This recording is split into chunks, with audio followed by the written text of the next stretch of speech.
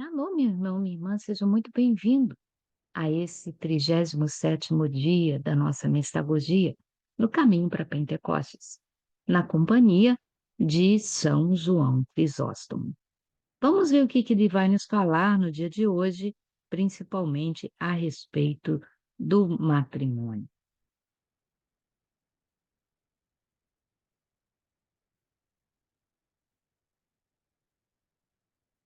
O segredo para o amor eterno.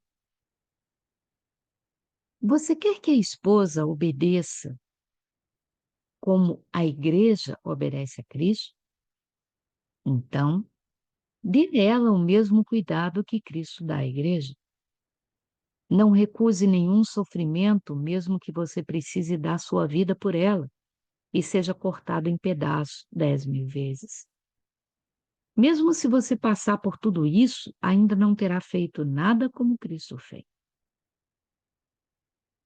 São João Crisóstomo está falando para os maridos que acabaram de ser batizados. É uma coisa muito interessante nós vermos a forma como ele fala, porque até o cristianismo chegar, a esposa era tida como se fosse, na verdade, um objeto na vida do seu marido, alguém que deveria servi-lo como um escravo, alguém que não tinha direitos e não tinha privilégios. E aqui, pela primeira vez, nós vemos, copiando a carta de São Paulo aos Efésios, nós vemos São João Crisóstomo dar regras de conduta para os maridos ao procederem com as suas esposas. Então ele está dizendo, você deve amar a sua esposa tanto quanto Cristo amou a igreja. E é tão simples quanto isso. Não recuse sofrer por ela. Mesmo que você tenha que se sacrificar por sua esposa a ponto de ser cortada em 10.000 pedacinhos, você não vai chegar nem perto daquilo que Cristo fez com relação à sua esposa, a igreja. E aí ele vai qualificar isso. Pois você está fazendo isso para alguém com quem você já se uniu. Mas ele, Cristo, fez isso por alguém que se virou contra ele. Ele não a ameaçou com violência ou com terror. Não. Ele deu seu carinho àqueles que se viraram contra ele, que o odiaram, que o rejeitaram e mostraram desrespeito por ele. Você deve se comportar da mesma maneira em relação ao seu cônjuge. O que São Paulo disse e que agora São João Crisóstomo está repetindo para nós, meus irmãos e minhas irmãs, é que não existe circunstância que justifique o fato, tão em moda hoje em dia, de homens ah, que se sentiram largados pela sua companheira, sua esposa, numa relação, acabam matando aquela mulher. Como quem diz, se você não for minha, não será de ninguém e não tem direito de ser feliz. Nós não podemos ter no matrimônio, na relação a dois, uma relação de medo, uma relação de angústia, uma relação de violência. Isso é completamente contrário à forma como Jesus nos ensinou. Jesus preferiu ir morrer numa cruz do que agir violentamente com essa igreja que o rejeitou. Então, nós temos que, como cristãos, aprender com Jesus a dar a outra face. O nosso comportamento em relação ao nosso cônjuge tem que ser o mesmo. Não só porque isso faz bem para nós mesmos, quando casais, mas também para os nossos filhos. Não que a relação a dois ela tenha que ser construída tendo como fundo e como principal âncora a existência de filhos no matrimônio. Em primeiro lugar, porque tem casais que não recebem a bênção de ter filhos, e ainda assim são casais. E em segundo lugar, que os filhos não pertencem ao casal. Eles um dia vão crescer, vão ter destino próprio, vão largar pai e mãe, constituir a sua família e construírem sua vida e suas escolhas. Essa é a forma natural de ser. e o casal fica. Então, na verdade, a essência da relação não pode ser os filhos, tem que ser um ao outro. E a cartilha para aprendermos a sermos um do outro é a forma como Jesus amou a sua igreja. Mesmo que em troca você receba ódio, rejeição, de respeito, ainda terá sucesso por sua grande consideração, carinho e bondade. Ou seja, se você trata o outro com tolerância, paciência, amor, carinho, ternura, você consegue vencer muito mais barreiras do que com gritos, com ódios, com violência, com agressões, com abandono. Para o parceiro da vida de alguém, os pais, os filhos de alguém, a base de todas as alegrias nunca deve ser acorrentadas por medos ou ameaças, mas com amor e bom temperamento.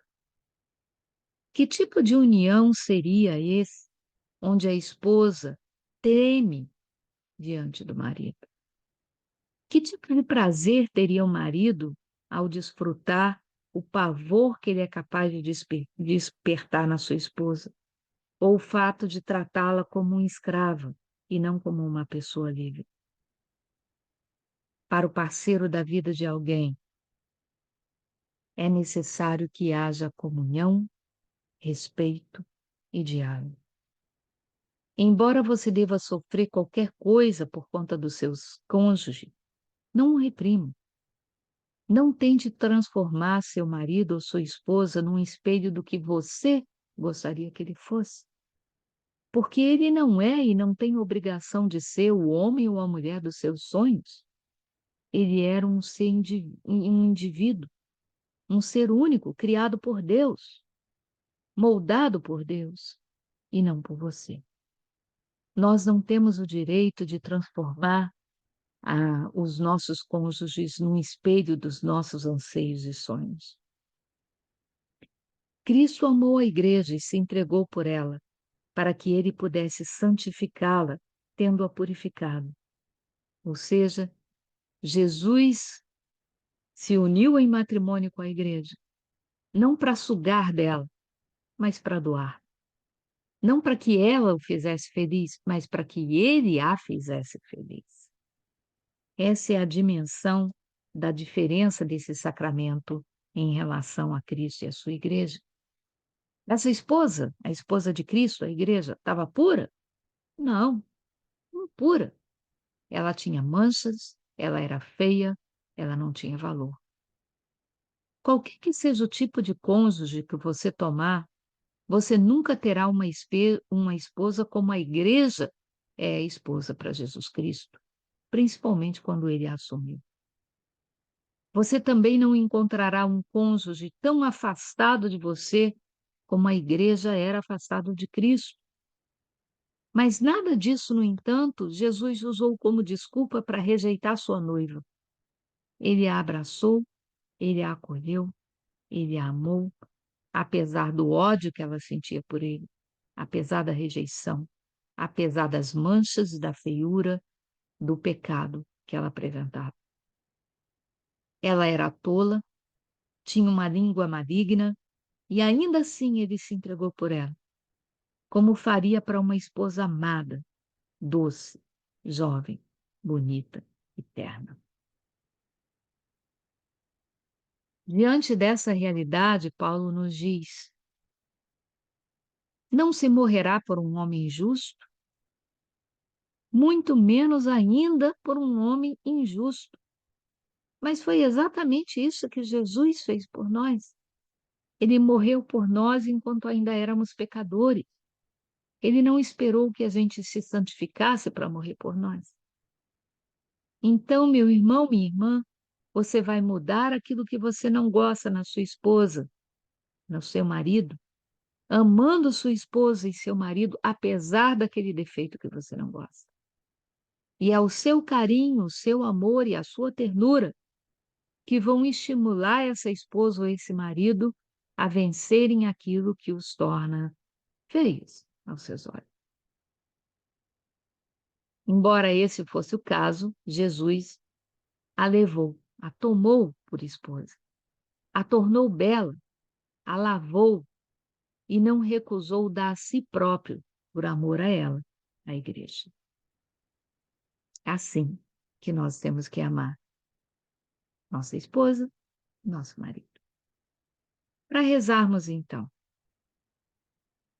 Cristo deu seu carinho não na mesma medida que ele recebeu. Para muitos, ele deu esse seu carinho de uma forma imprópria. Por quê?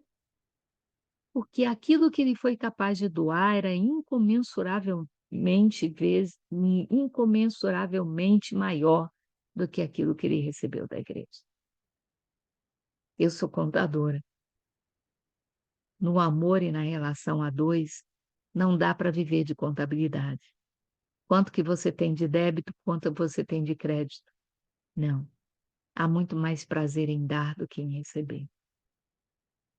Não recuse nenhum sofrimento que você precisar sofrer pela sua esposa ou pelo seu marido, mesmo que você seja chamado a ser cortado ou cortada em 10.000 pedaços.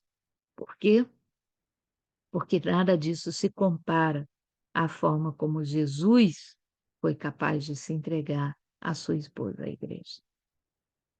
Embora você deva sofrer qualquer coisa por conta do seu cônjuge, não o reprima, não o trate com rancor, com ressentimento, não o coloque de castigo no cantinho da sua vida e se recusa a falar com ele enquanto ele não mudar para ser como você quer. Porque não é assim que Jesus trata a nós, a sua esposa, a nós, a sua igreja. Para guardar no coração. O parceiro da vida de alguém nunca deve ser alguém acorrentado por medos e ameaças, mas sempre tratado com amor e bom temperamento. Violência doméstica, violência na vida de família, jamais. Conversa, carinho, aceitação. Trazem muito melhores frutos do que tapas, berros, gritos e violência. Para você praticar, quando estiver em casa, adquira o hábito de oferecer uma oração silenciosa para o seu cônjuge, para a sua esposa, para o seu marido. Eu vou servir no dia de hoje e não ser servido. Depois sim de servir, mas de uma forma gratuita, a ponto das suas ações passarem despercebidas. Não espere gratidão. Não faça da relação a dois uma relação toma lá da cá. Se você me deu, eu te dou em troca. Se você não deu, eu também não te dou nada. Não é assim que Jesus ama a sua igreja. Se você quiser contar para alguém o muito que você fez pelo seu casamento, conte para Jesus. Ele está ansioso por saber.